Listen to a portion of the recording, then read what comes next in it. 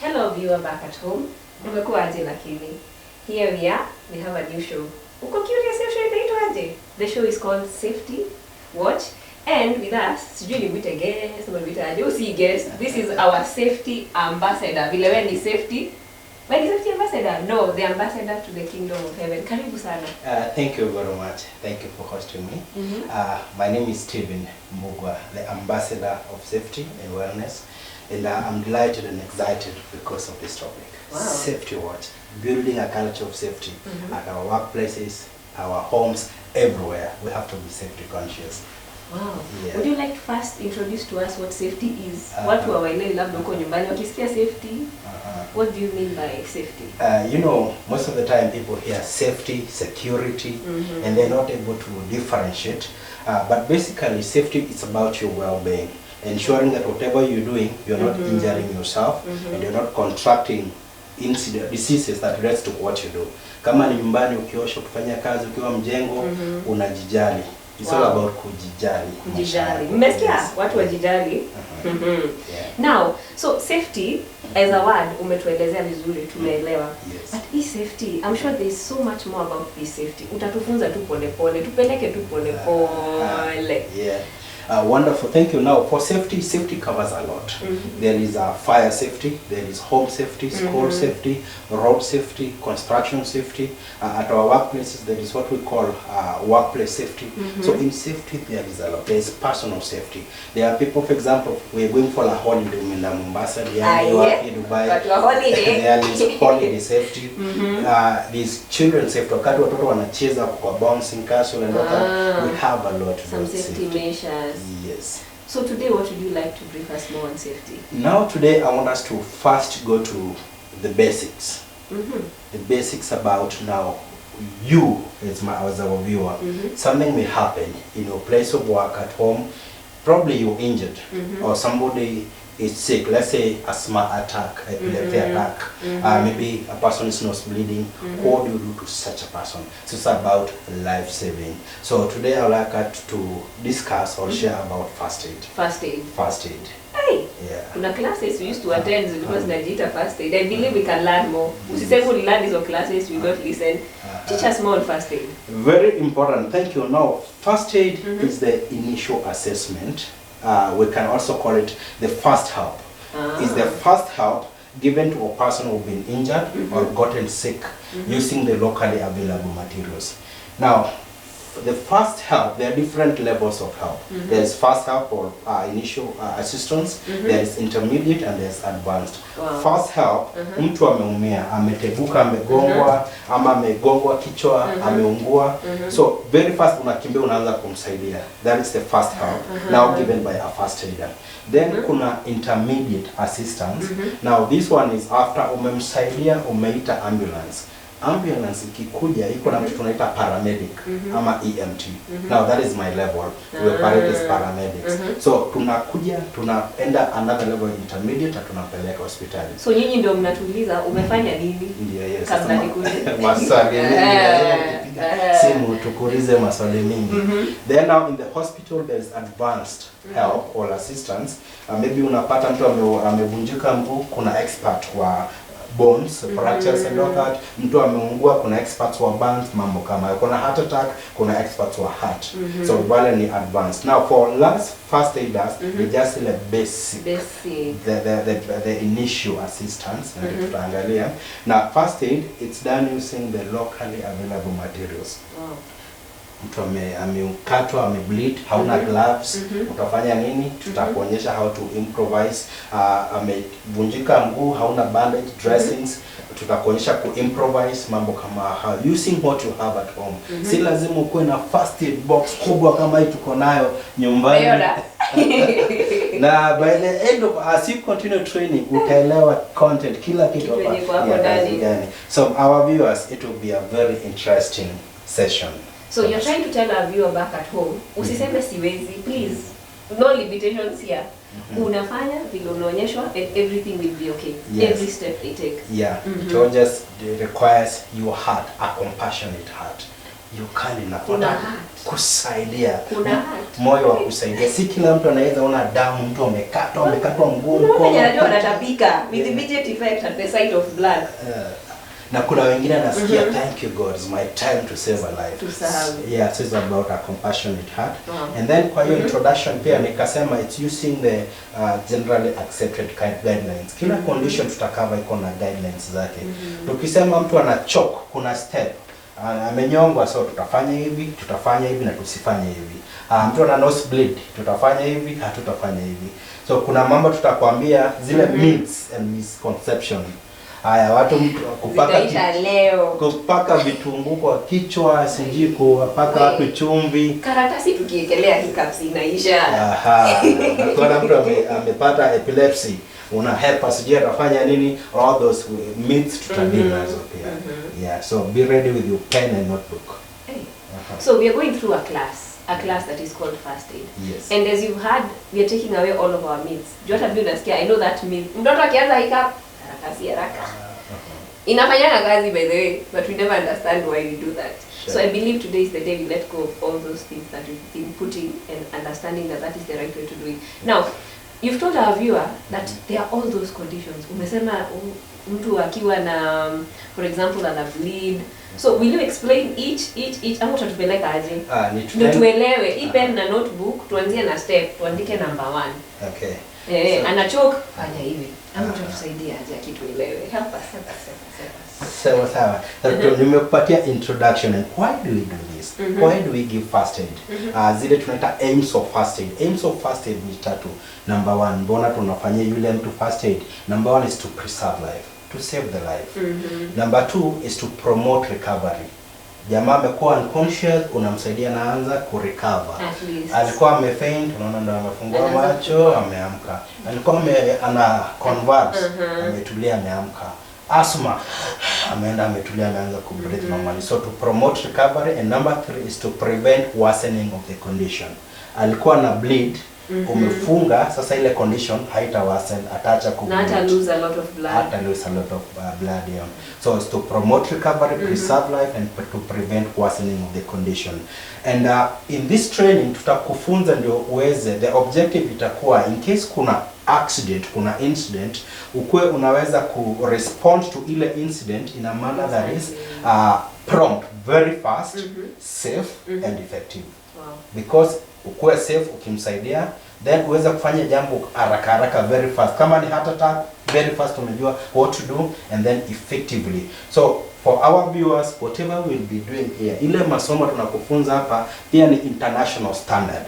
Wow. Wherever you go, those are the same standards. So you have to be careful. Chukua kitabu tusome. Kuna certificate.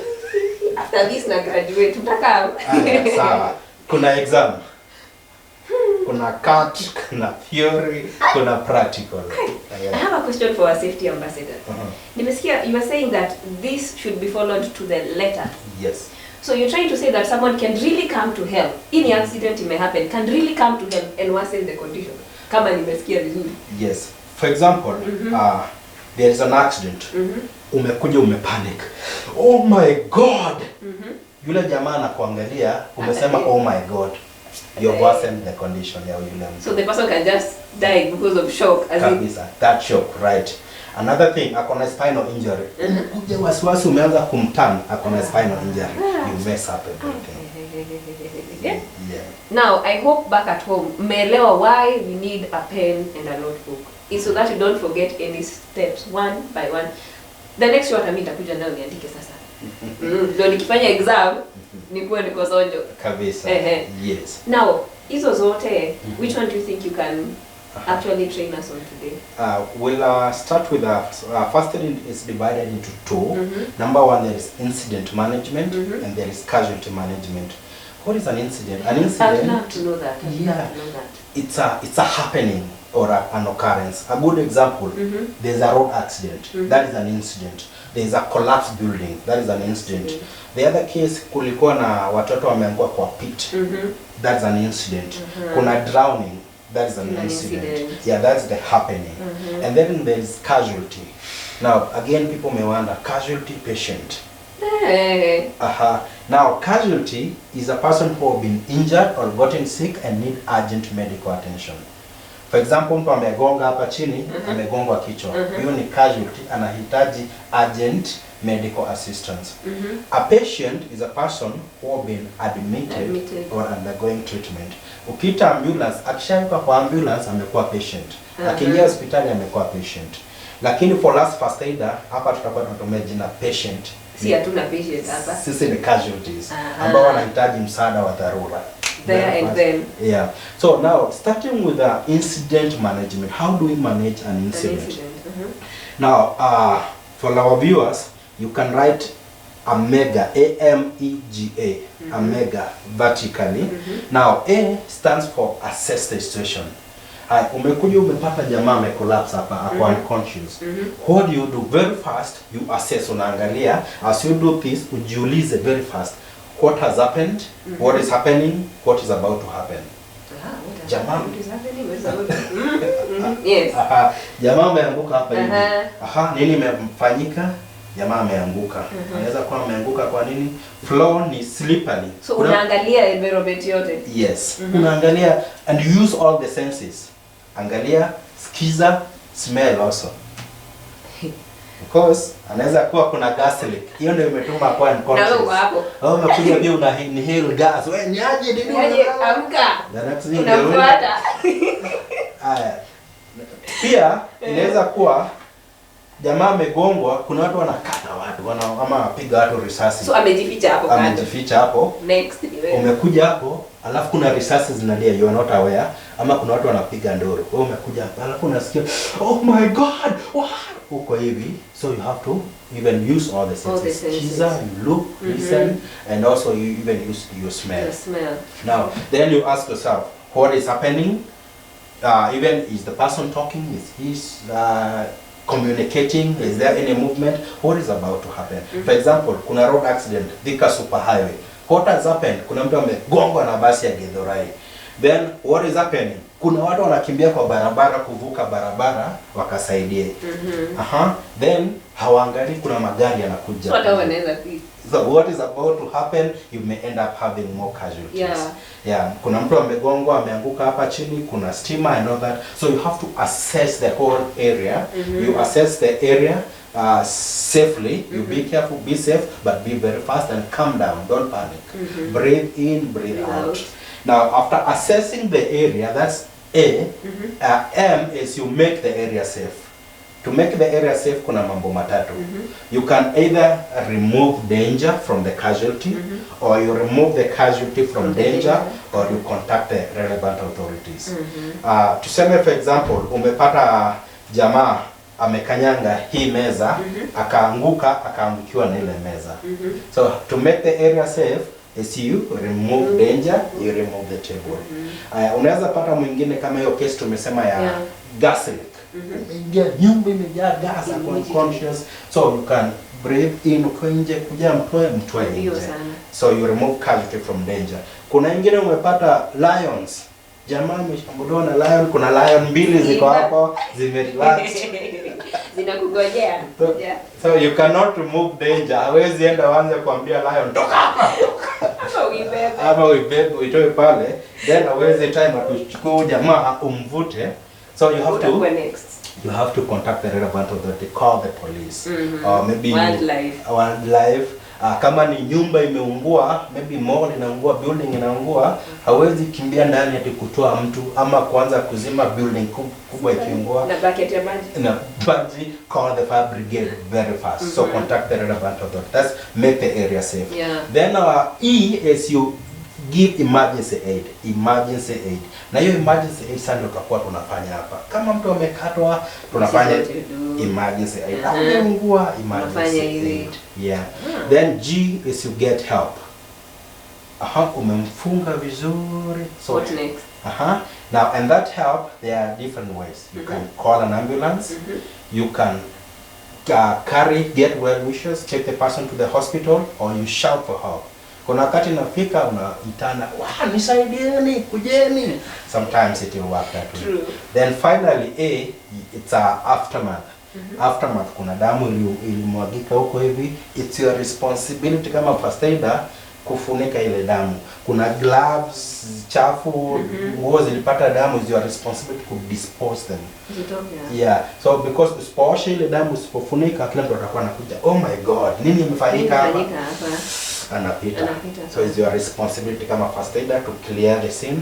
Also after that, you kama uliguza damu kibahati mbaya ama kulikuwa na ile contact na yule mtu, it's good to go for check up. Then another thing pia, you take care of your welfare.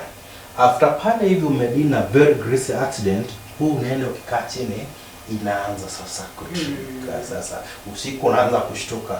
One of the best way of dealing with it, kama ilikuwa greasy incident, share with people. Talk as much as you can. Kitu ilikuwa ngumu jamani, kongwa. Hiyo motorbike ikapita na yeye mkuika juu. Hiyo motorbike ikaisha yote kichwa yake.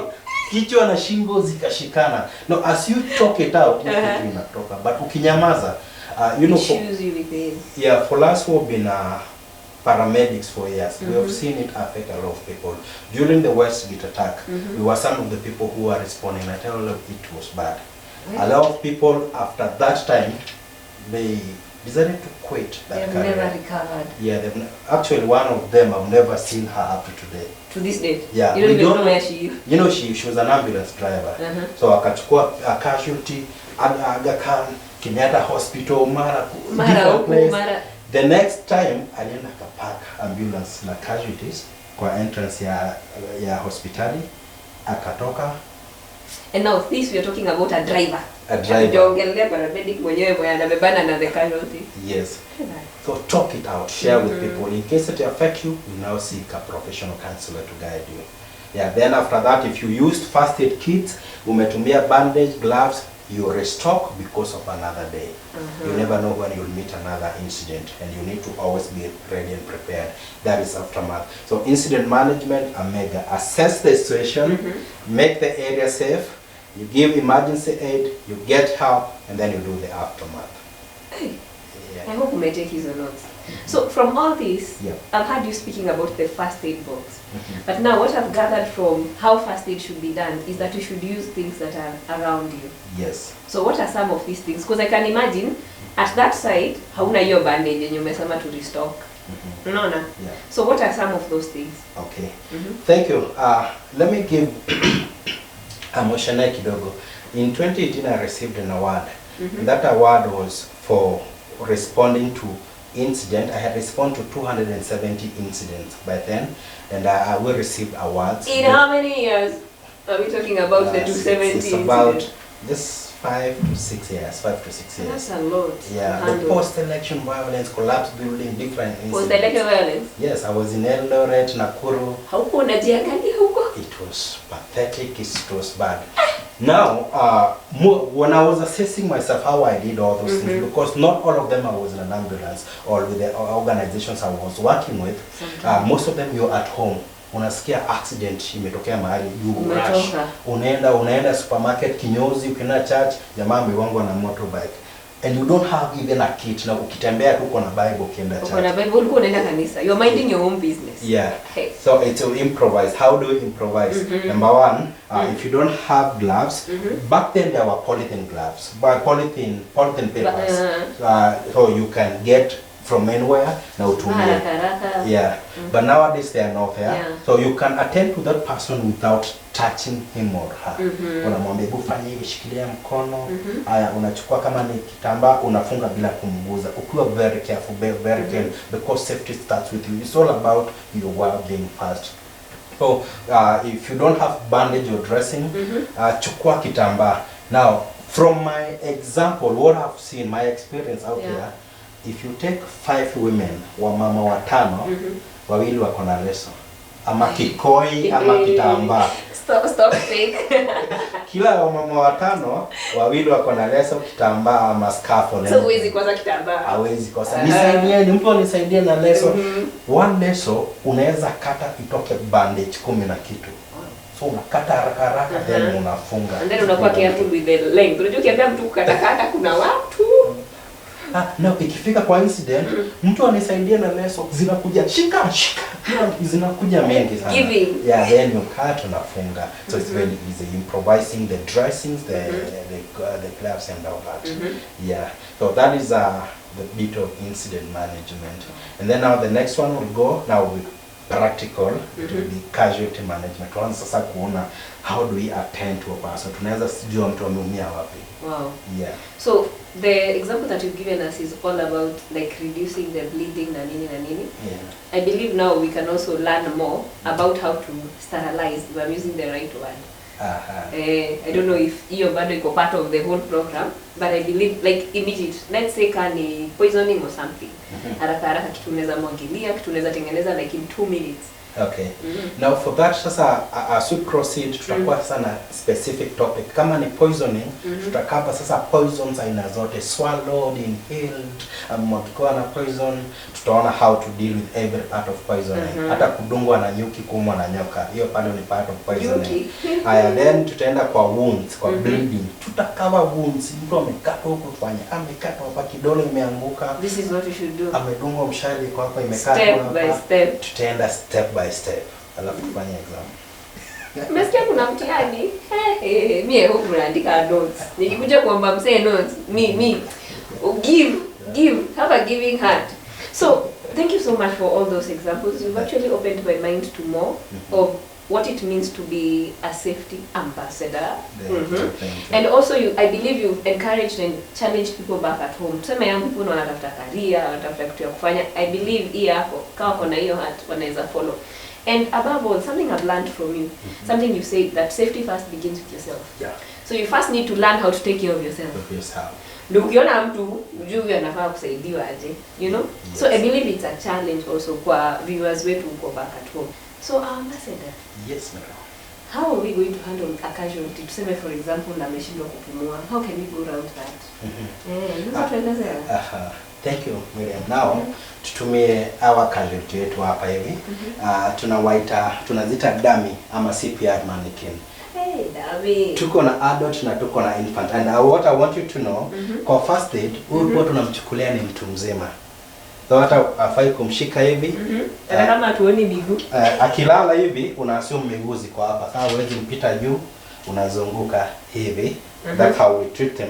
Now, if you find a person amelala chini, the first thing unakuja una assess, ile kusema you assess the situation, then you make the area safe, then very fast unakuja una check ndatumia acronym DRABC, Dr. ABC. Dr. ABC. Yeah, Dr. ABC.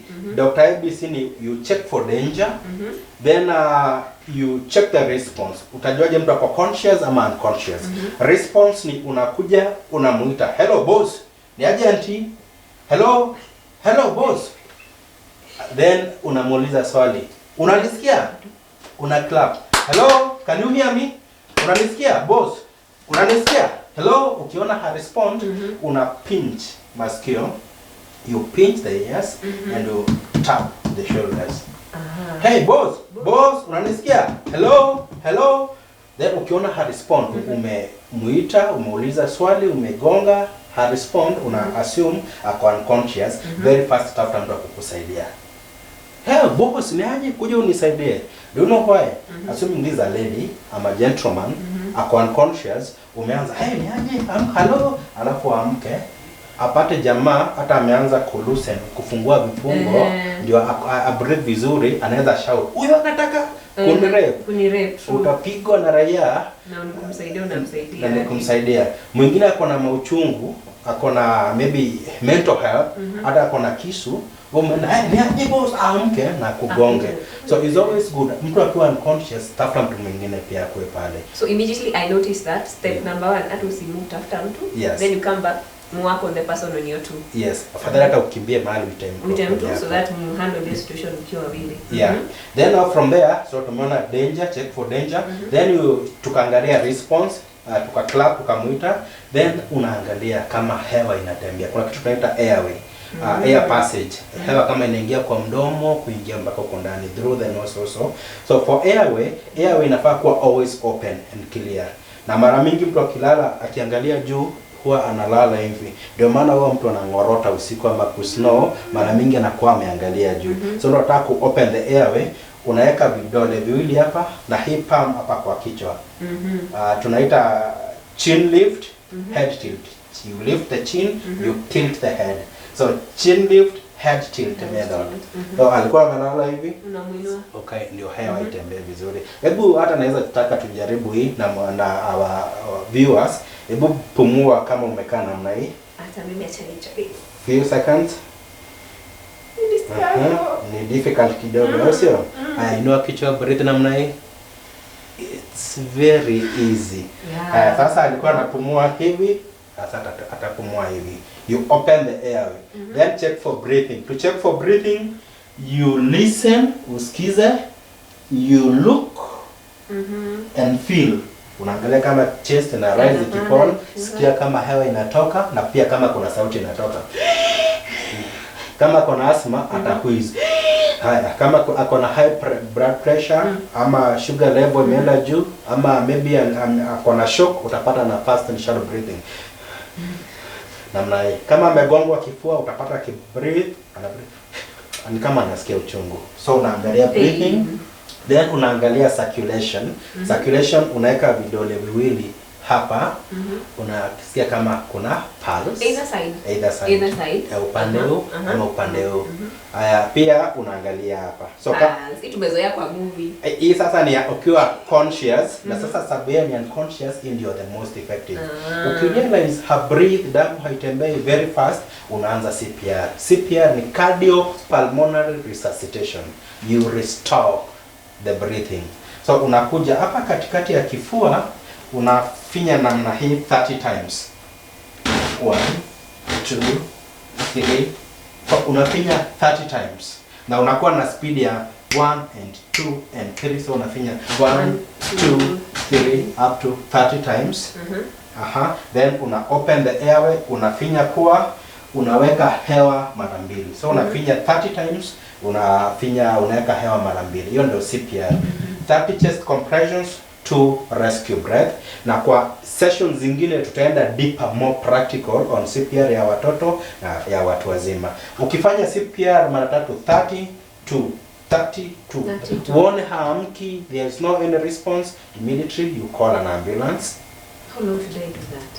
Imagine that unapenda unajua, Lord please. Ukifanya give us a timeline yenye mtu sasa ukifinya mara 30 so 30 chest compressions, 2 rescue breath mara 3. CPR moja ni 32. So CPR 3. Uone hakuna kitu kinafanyika, you call an ambulance, then uendelee mpaka uchoke. Ama ukimefika mahali ndio afike, so hakuna kusimama sasa. If possible hakuna kusimama. Yeah.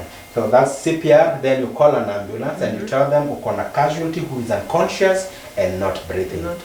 Na kwa another session tutakuwa na training specifically ya CPR another time, wakati tuenda deeper tufanye CPR ya mtoto, ya mtu mzima, tuone how to protect yourself ukifanya CPR, tuone mdomo inafunguliwa namna gani, namna hiyo. We'll do all that and then we'll be able to save lives. Mtu ako na heart attack, tutaona it will be very easy. Mtu amechoka pumzi. Yeah.